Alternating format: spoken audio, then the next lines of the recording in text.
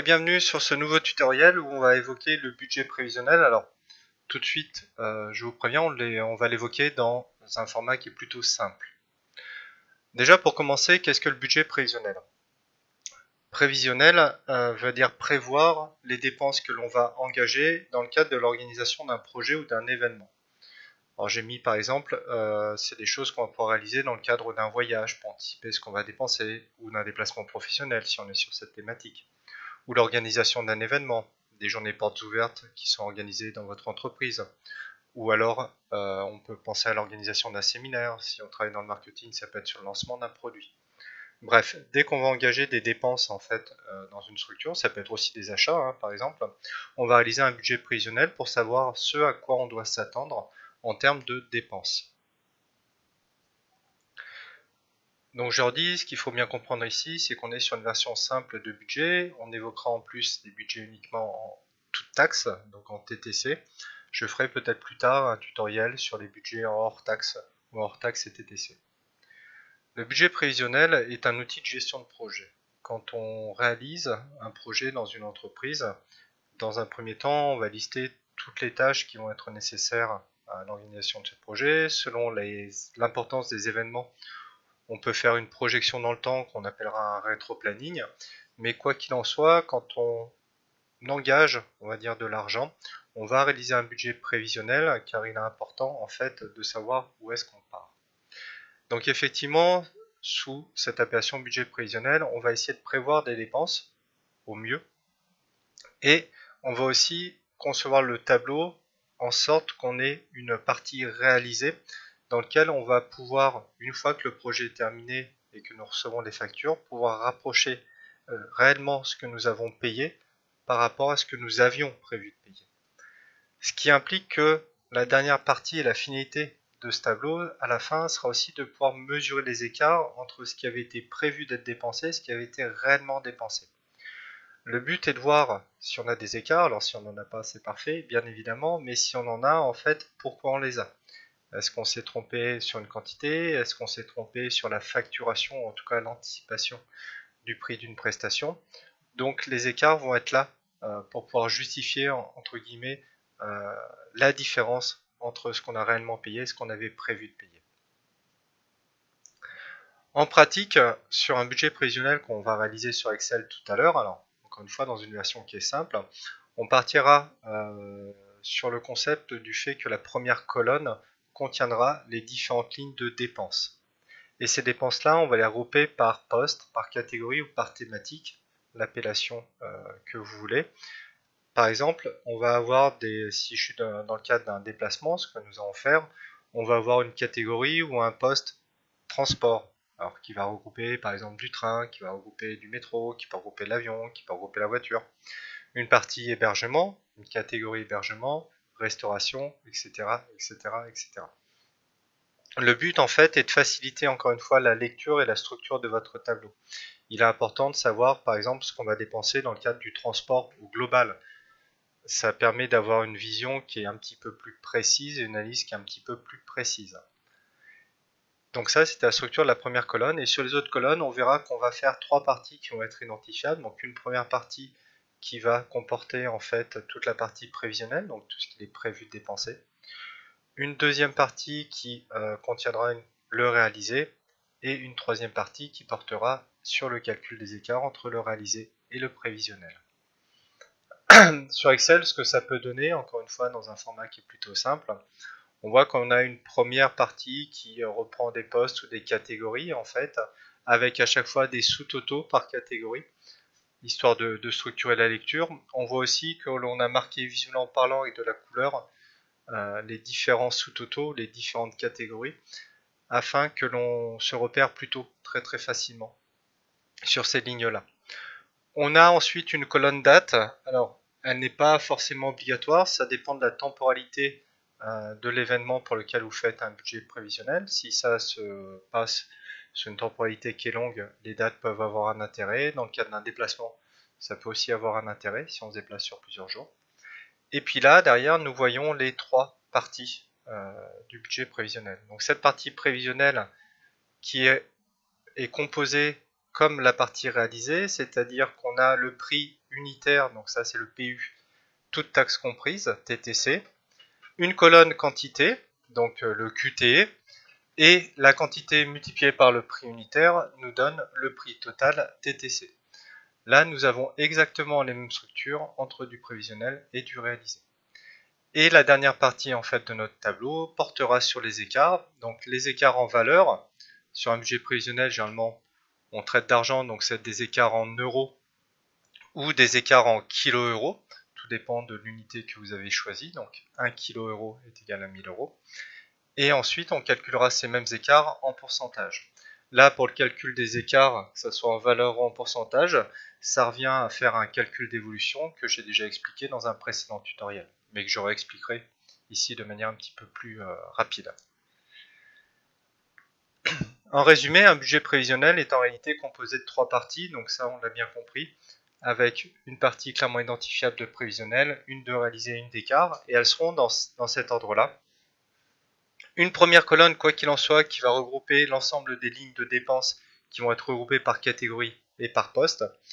Et une attention particulière dans la précision qu'il faut apporter au libellé des dépenses, car à la fin, si on veut mesurer un écart en valeur et en quantité, on ne peut pas se permettre de faire, entre guillemets, des regroupements qui peuvent porter préjudice à la lecture. C'est-à-dire que au lieu d'avoir, par exemple, le détail de mon billet de train, plus mon métro, plus mon avion, si je fais simplement une ligne transport et je fais la somme de tout, à la fin, si j'ai un écart sur le transport, je ne saurai pas d'où cet écart va provenir. Donc c'est un petit peu dommage, on perd là de la finalité de l'outil. Donc en pratique, sur Excel, comment ça va se passer? Alors, on va se faire quelque chose de plutôt très simple, hein, c'est-à-dire qu'on va faire un budget sur un déplacement. Admettons qu'on parte aujourd'hui au Louvre pour 2 jours, voilà, on va faire quelque chose de très simple.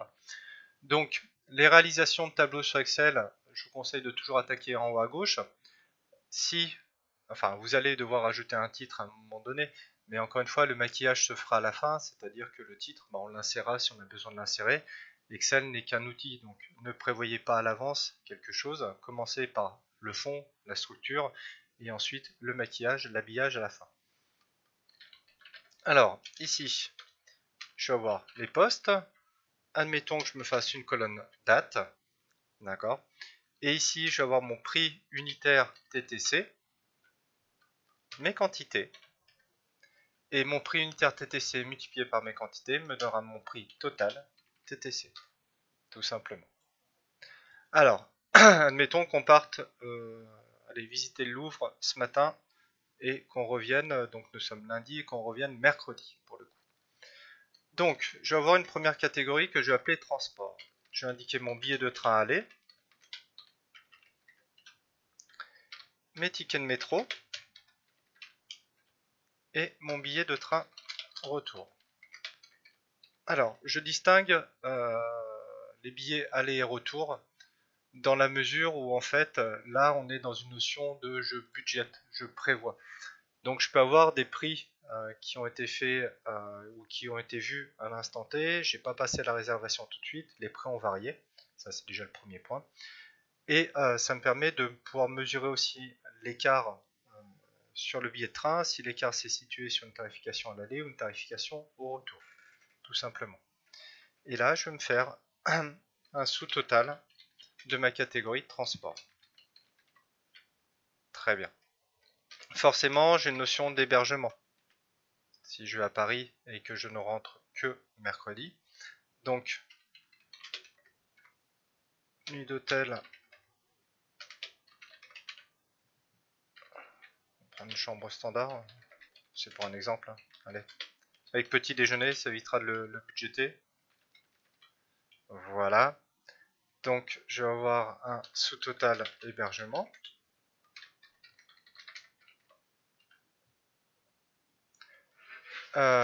Ensuite, je vais avoir ma restauration. Alors là, il va être compliqué de prévoir.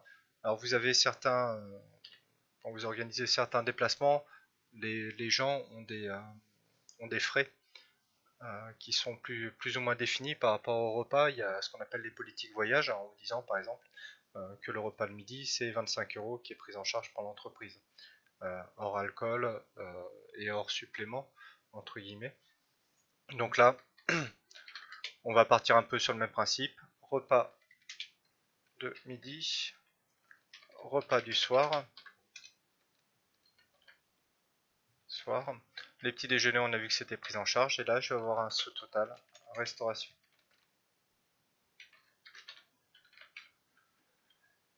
Et ensuite, j'ai mes billets. Donc, billets d'entrée au Louvre. Je vais prendre les billets d'entrée sur les 2 jours. Et j'ai un sous-total billet. Alors, ici, je fais vraiment ce découpage où là, vous dites, il y a des sous-totaux pour une ligne, c'est pas forcément utile. Alors, c'est utile dans la mesure où en fait, chaque ligne doit avoir un sous-total histoire d'avoir une structure sur mon tableau, mais ça permet aussi d'éviter en fait les fameuses catégories divers où à la fin, on se dit ouais j'ai une ligne de ci, une ligne de ça, et puis du coup je vais créer une catégorie divers, on va retrouver un petit peu de tout à l'intérieur. Donc il faut vraiment garder la structure même pour une ligne. Et la dernière ligne de mon budget est bien évidemment le total des dépenses qui sont engagées. Alors, là je vois que mon libellé en ligne 8 dépasse, donc je vous rappelle que vous pouvez double-cliquer entre les colonnes A et B pour augmenter automatiquement la taille de la colonne. Voilà. Et ensuite, on va commencer à renseigner notre budget. Là, vous voyez que je me suis vraiment arrêté sur le prévisionnel. Je n'ai même pas continué à concevoir le reste de la structure, car vu que c'est la même chose, on verra qu'on va pouvoir faire du copier-coller et forcément réexploiter le travail que l'on a fait. Alors, billet de train aller, donc aujourd'hui nous sommes le 18 avril. Donc, nous rentrons le 20. On achètera les billets de métro aujourd'hui. Voilà. Alors, là, les prix, je ne les ai pas regardés, mais c'est un exemple. Donc, on est à 60 euros. Le billet de métro, de mémoire, c'est un 90 ou 2 euros à mettre 2. Je vais prévoir, si je veux me balader un petit peu, qu'on va en prendre 10 à 2. Et puis, le billet de train retour, on va dire que c'est à 87 euros et que j'en veux 2. Voilà. Alors, là, j'ai renseigné mes prix, j'ai renseigné mes quantités. Mon prix total TTC, c'est mes quantités, donc c'est égal ma quantité multipliée par mon prix unitaire et j'appuie sur Entrée. Une fois que ça c'est fait, je descends. D'accord? C'est-à-dire que, encore une fois, en double-cliquant, enfin, en gardant le bouton gauche de votre souhait enfoncé, vous pouvez dupliquer la cellule. D'accord? Ou alors, vous sélectionnez votre cellule, vous double-cliquez en bas à droite de la cellule, mais par contre, ça va étaler le calcul un petit peu partout. Ce qui n'est pas forcément dérangeant, parce que ça a dupliqué un calcul qu'on fera, de toute manière. Donc, mon sous-total transport. Alors, mon sous-total transport, ce qu'il faut bien comprendre ici, c'est que je ne vais pas faire un sous-total des prix unitaires. Il n'y a aucun intérêt à additionner les prix de billets de train et les prix de tickets de métro, ça n'a aucun sens, parce que ça vous ferait somme automatique. Donc on se met là, on clique sur la somme automatique, ça vous ferait 149 euros. Si on additionnait les quantités, donc c'est-à-dire qu'on additionne des quantités de tickets de métro et de tickets de train, ça fait 149 x 14 égale 2086. Si je garde la logique de me dire que mon prix unitaire TTC est multiplié par mes quantités est égal à mon prix total TTC. Et 1, ça n'a aucun intérêt de faire ça, puisque ça ne correspond à rien comme valeur, ça non plus. Et 2, en fait, si on est dans une logique de tableau, ceci est faux. Sur mon sous-total, il faut simplement faire mon sous-total ici par rapport à ma colonne de prix total TTC. Donc je vais recliquer sur la somme automatique, je vois qu'elle m'a pris E3, E5, j'appuie sur Entrée et ça me va bien.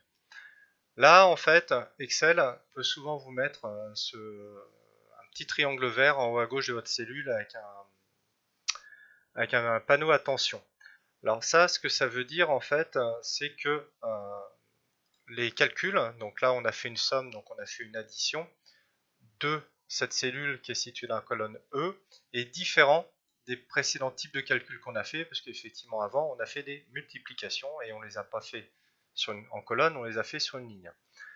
Donc c'est pas grave qu'ils nous disent ça, c'est simplement une alerte d'Excel, mais ça n'empêche en rien que c'est ça qu'on veut. Excel, je vous le rappelle, est un outil, il faut simplement comprendre au mieux comment ça marche. Bon, ici, on est sur l'hébergement, donc Nuit d'hôtel, chambre standard avec petit déjeuner du 18 au, au 20 avril, tout simplement. Je ne vois pas pourquoi je réfléchis. Voilà, alors je vais agrandir, on verra pour la mise en, la mise en forme derrière. Donc là, ma nuitée, en fait, admettons qu'elle soit à 110 euros, on peut peut-être pas rêver à Paris quand même, 150 euros, et je vais passer 2 nuits. Parce que là, on voit que ce que j'ai fait, c'est une nuit d'hôtel. Donc je considère que c'est une nuit avec petit déjeuner. Donc une nuit me coûte 150 euros, j'en ai 2. Voilà.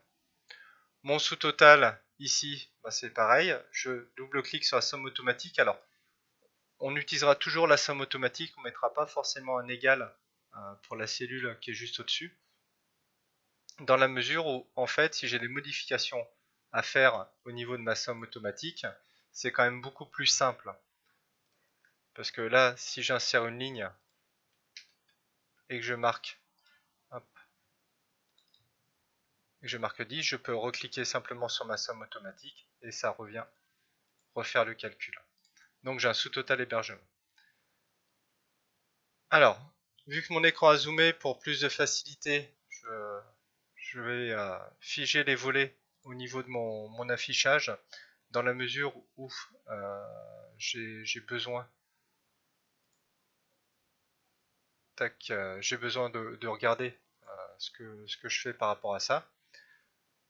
Sinon, vous avez l'option effectivement de dézoomer. Donc, figer les volets, je sais jamais où c'était, donc c'est figer les volets. Je fige la ligne supérieure, d'accord. Donc, je sélectionne ma ligne. Je fige la ligne supérieure, ce qui me permet de garder la première ligne, et quand je descends, je sais où sont, enfin à quoi correspondent mes colonnes, très exactement. Si je veux libérer les volets, je reclique, je libère les volets, et on voit que en fait cette première ligne n'est plus figée. Voilà. Alors, en restauration, donc, tac, tac, le restaurant du midi, donc là c'est pareil, hein. On a le 18, on a le 19 et on a le 20, d'accord. Admettons qu'on mange, vu qu'on part ce matin, effectivement on va manger à un moment donné. On va se dire que pour le repas de midi, on va cesser 25 euros. Vu que j'ai le repas du 18, du 19 et du 20, donc ça fait 3 et que nous sommes 2, ça fait une quantité de 6. Repas du soir, alors là on est sur la même temporalité, alors, enfin pas exactement parce que le 20 au soir on sera rentré, donc du 18 au 19 04 2022. Voilà, on peut dire que le soir, on va se faire un petit peu plus plaisir avec nos 40 euros, même si on va pas aller loin à Paris. On a le 18 au soir, on va voir le 19 au soir, soit 2 repas à 2, ça fait 4. D'accord. Mon sous-total restauration, je me mets ici la somme automatique.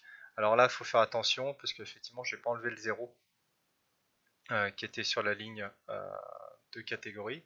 Donc je vais cliquer en haut à droite de la cellule de sélection de la somme automatique. Là, vous voyez que votre curseur se transforme en double flèche. Je laisse appuyer sur le clic gauche, je descends le curseur pour qu'il reprenne que E11 et E12. J'appuie sur Entrée. Et je supprime ici. Et ensuite, les billets d'entrée au Louvre. Donc, pareil, le Louvre, je vais y aller du 18 au 19, admettons. On va y aller sur 2 jours. Pardon. Donc on va y aller sur 2 jours. J'ai aucune idée du prix du billet d'entrée au Louvre sur 2 jours. On va dire 55 euros. C'est 2 billets. Alors là, il faut que je précise, un billet d'entrée au Louvre pour 2 jours. 55 euros. On a 2 billets. D'accord. Ça nous met à 110 euros. Là, on met la somme automatique, donc il prend juste la valeur qui est au-dessus. Voilà. Une fois que c'est fait, on va voir le total en fait qui devra être fait.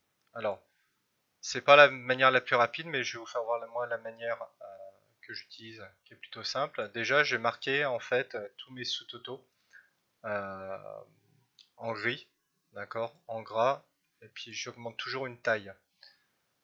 Donc, je vais reprendre la mise en forme là. Donc, je vous rappelle que pour reprendre, moi je suis allé un peu vite, donc J'ai tout passé en gris, en 12 et en gras. Encore une fois, c'est pour faciliter la lecture, il faut faire ressortir des choses.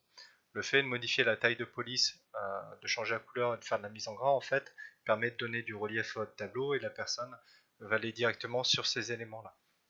Néanmoins, une fois que ma mise en forme, entre guillemets, est faite ici, je vais double-cliquer sur le pinceau ici, ce qui va me permettre en fait de reproduire cette mise en forme sur tous mes sous-totaux. Donc sous-total hébergement, ok. Sous-total restauration, ok. Sous-total billet d'entrée, ok.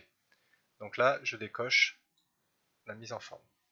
Ici, d'avoir fait ça, ça me permet au niveau de ma somme, parce que mon total va être ma somme de mes prix totaux TTC, de me dire que c'est ça, plus, je vais repérer toutes les cases grises, hein.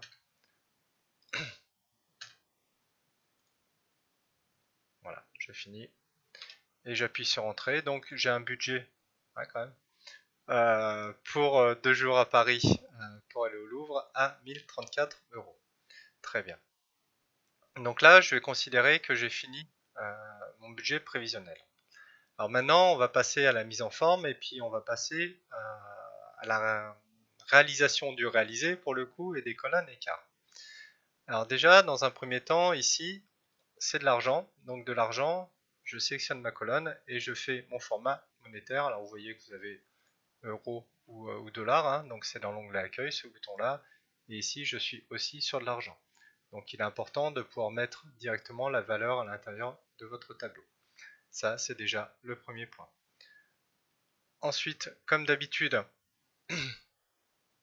je sélectionne tout mon tableau et je fais toute bordure. Alors là encore une fois, je suis sur des mises en forme qui sont simples. Le but est d'être rapide. Avec le temps, vous apprendrez à faire des mises en forme certainement beaucoup plus harmonieuses que ce que je fais là. Donc très bien. Donc là j'ai fait, donc je refais mon toute bordure et mon bordure extérieure épaisse. Ça, on est ok. Ici, on va commencer par ça. J'ai borduré en gras histoire de le séparer du reste. Et ici, je vais le bordurer en gras histoire de le séparer du reste. Très bien. Et ici, je vais aussi bordurer en gras. Bordurer en gras. Bordurer en gras. Et bordurer en gras. Alors, mon total, là on n'en a pas parlé. Sur ces lignes-là, j'écris en 12, là j'écris en 11, et mon total, en fait, je vais décider de l'écrire en 14. Là, il faut voir un petit peu les réflexes qu'on a dans la vie. Quand on regarde une facture, un ticket de caisse, un putain de salaire, ce qu'on va regarder, c'est en bas à droite, et le chiffre qui est généralement mis en relief. C'est-à-dire, l'intérêt, c'est combien on paye dans un premier coup, donc on saura que c'est 1034 €. Et après, la structure du tableau nous permettra de nous dire, ok, et j'ai 110 € pour les billets, 310 pour le resto, 300 pour l'hébergement, 314 pour le transport. Donc en fait, on va donner un sens de lecture à la personne. Donc je vais forcément le mettre en gras, je vais le passer en 14. Et là, vous voyez que j'ai pris ce gris là pour les sous-totaux, et là je vais prendre un gris qui est plus marqué. Alors je travaille souvent avec des nuances de gris dans la mesure où ça ressort mieux. Après, vous pouvez bien évidemment exploiter d'autres couleurs tout en gardant en tête qu'il faut que ça ait un rendu professionnel. Et ensuite, j'ai mes catégories qui sont là et que je ne vais pas fusionner tout de suite en fait. Ma catégorie transport, hébergement, restauration, billets d'entrée, je vais les fusionner après. Donc ici c'est fait et là je vais insérer une ligne pour indiquer ici, et là pour le coup je vais fusionner, que je suis sur mon prévisionnel. Voilà.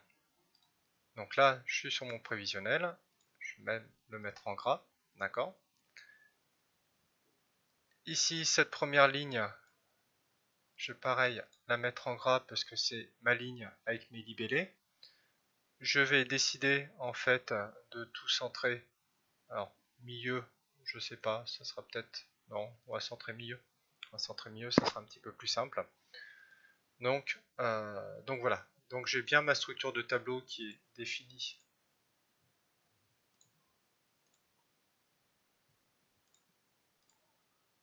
Alors, ça c'est juste pour faire un aperçu. C'est bien ma structure de tableau qui est définie. Je vois rapidement mes sous-totaux d'hébergement, de restauration, de transport, de billets. Je vois bien mon total en plus gros. Et là, j'ai bien ma partie prévisionnelle qui est identifiée. Une fois que ça c'est fait, en fait, vous prenez vos 3 colonnes qui correspondent au prévisionnel, C, D, E, vous faites copier et vous faites coller. Si encore une fois, là, le réalisé et le prévisionnel ont exactement la même structure. Le principe ici, c'est que là, je vais marquer Excel réalisé et je veux conserver en fait les formules que j'ai rentrées ici, à savoir que mon prix unitaire, mon prix total TTC était quantité par prix unitaire, comme je veux garder mes formules de sous-totaux. Donc là, ce que je vais simplement faire, c'est que je vais prendre tout le contenu qui sont dans les prix unitaires TTC et quantité du réalisé, puisque je ne sais pas encore réellement combien je vais payer. Alors, on sera deux, hein, ça ne va pas changer, mais néanmoins, je n'ai pas d'éléments indiqués là au jour d'aujourd'hui. Je sélectionne tout et j'appuie sur supprimer. Le fait d'avoir fait ça, vous voyez que vous avez un petit trait qui apparaît dans Excel qui vous dit qu'effectivement la formule est encore active, mais qu'on a un temps de calcul. Et si je fais un test sans multiplier par 3, on voit que tout s'inscrit tout de suite, le sous-total ainsi que mon total. Donc encore une fois, pour le réaliser, vous sélectionnez vos colonnes prix unitaire quantité et vous appuyez sur supprimer. Ça vous permettra de conserver votre colonne TTC. Et ensuite, qu'est-ce qui nous reste? Eh bien, il va nous rester les écarts à faire. Donc on a dit qu'on faisait un écart en euros et un écart en pourcentage. Voilà. Et ici, en fait, on va pouvoir fusionner et appeler ça écart. Alors on va l'écrire en majuscule pour être en raccord avec le reste de ce qui a été fait. Alors, mon écart ici en euros, en fait, va être égal à mon réalisé, mon prix total TTC réalisé, moins mon prix total TTC prévisionnel, moins 120 euros. Alors, là on revient sur le calcul d'évolution, c'est-à-dire que mon écart c'est égal à ma valeur la plus récente, donc ce que j'ai réalisé, finalement ce que j'ai payé, moins la valeur la plus ancienne, ce que j'avais prévu de payer. D'accord?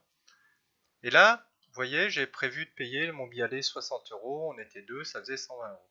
Admettons que je l'ai payé 100 euros. On est toujours deux.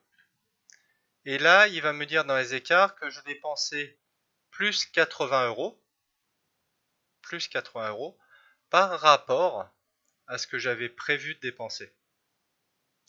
Donc c'est pour ça que votre écart en valeur revient au calcul d'évolution. C'est ma valeur la plus récente, ce que j'ai prévu de réaliser, donc mon prix total TTC réalisé, moins ce que j'avais prévu de dépenser, donc c'est mon prix total prévisionnel.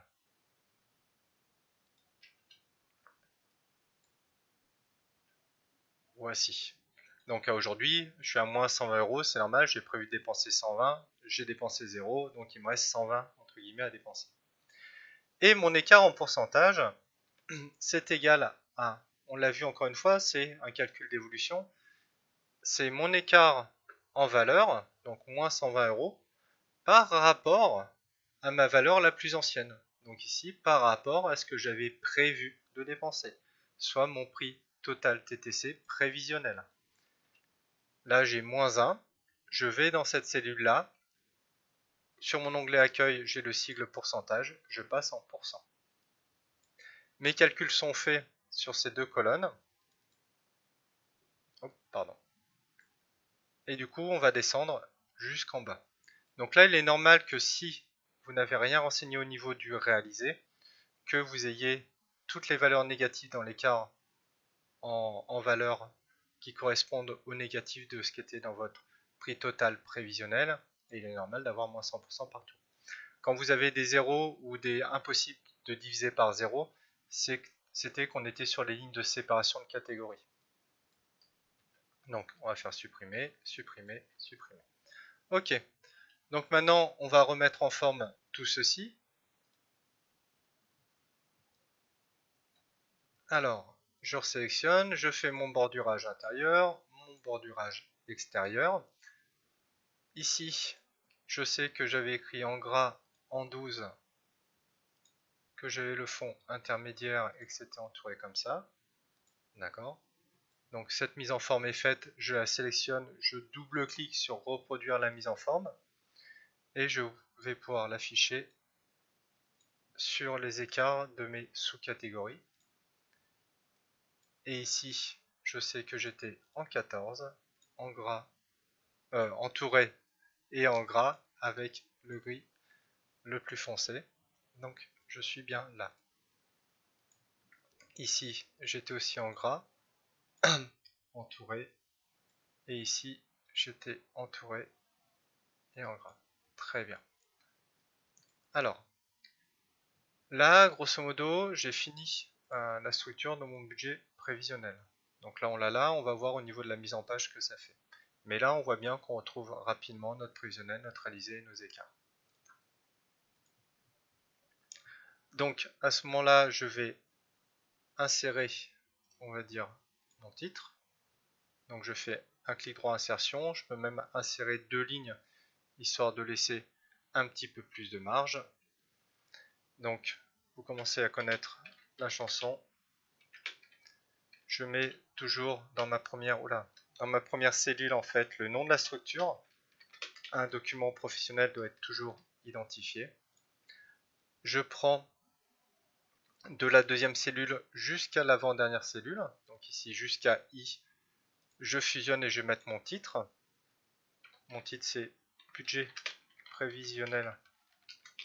Et là, il faut être précis dans le titre, il faut aussi mettre pourquoi il était réalisé.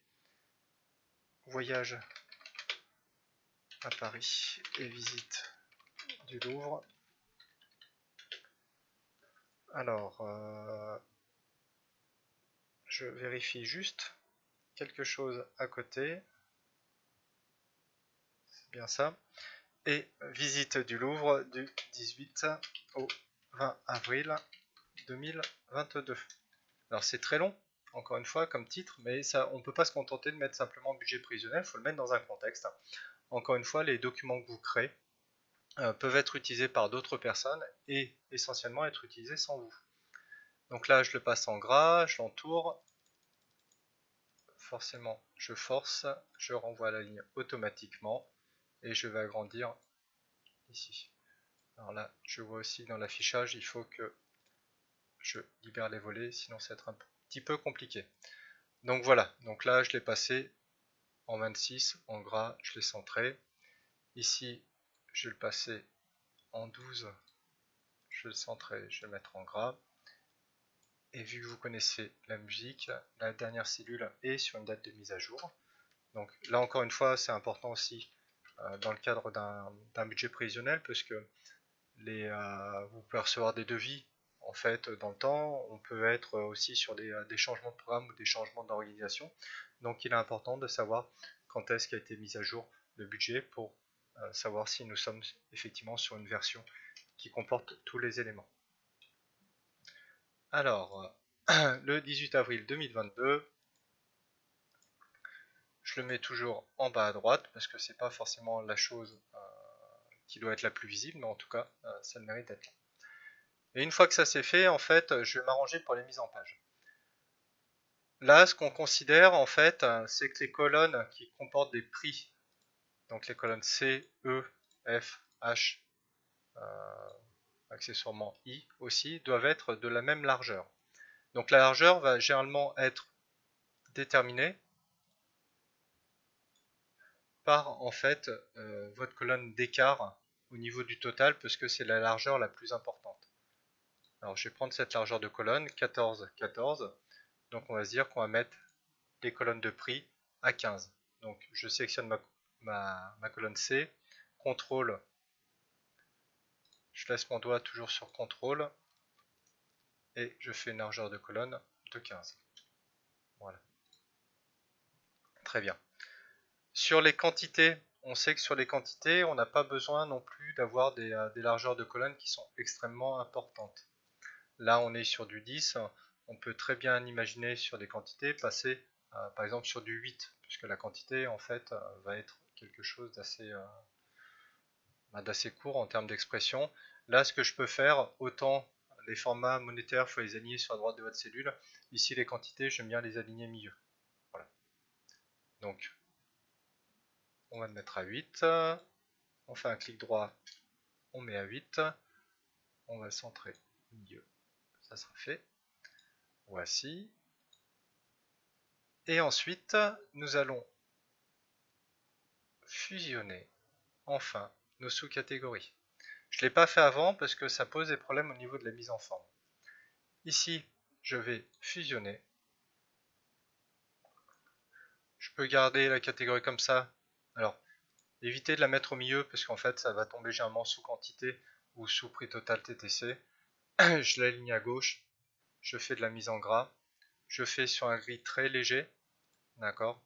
Et je mets le nom de la sous-catégorie en gras.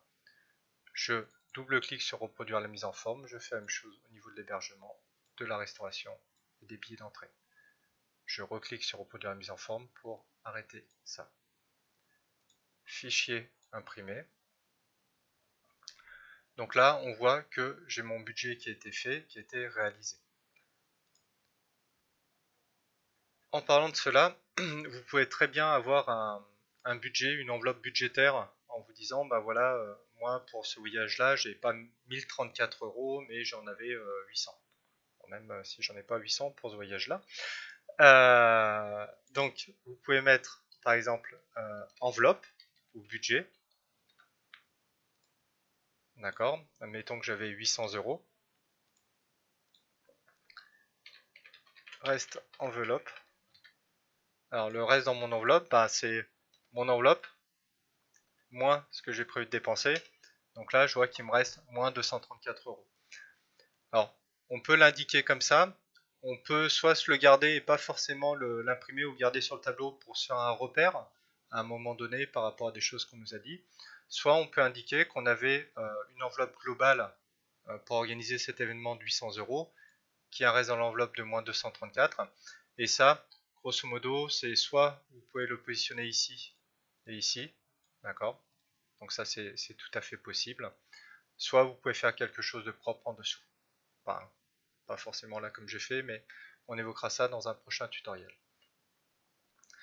Il me reste à mettre en page, on va dire ici les dates, parce que là les dates me prennent un petit peu trop d'écart.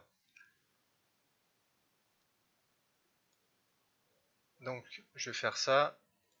Je vais renvoyer à la ligne automatiquement les dates. D'accord, ça va augmenter ma hauteur de tableau, mais ça c'est pas grave. Je vais prendre une ligne dont la hauteur a augmenté, donc elle est en 30,75. Et en fait, je vais décider d'augmenter toutes mes lignes en 30,75. Alors, excusez-moi, là, ça s'est affiché sur deux hauteurs de tableau. Hop, voilà. Enfin, sur deux écrans différents. 30,75. Ok. Fichier imprimé. Alors, j'ai ajusté donc la feuille à une page. Je vais dans la mise en page marge. Je vais centrer horizontalement et verticalement. Je peux retirer un petit peu de marge à gauche et à droite, histoire de laisser respirer un petit peu plus le tableau. Et voilà. Le fait d'avoir augmenté les lignes au niveau de la hauteur, il faut bien vous dire que Excel est une histoire de proportion. C'est-à-dire qu'il va faire une proportion entre la hauteur et la largeur au niveau de la mise en page. Donc ça ne sert à rien d'écrire gros pour avoir l'impression que c'est gros à l'écran. Ce qu'il faut faire en fait, c'est d'avoir une harmonie, une proportion entre vos colonnes et vos lignes. Bon là, je vois qu'il faut que je centre. Voilà, ces écritures-là, parce que c'est pas très très joli.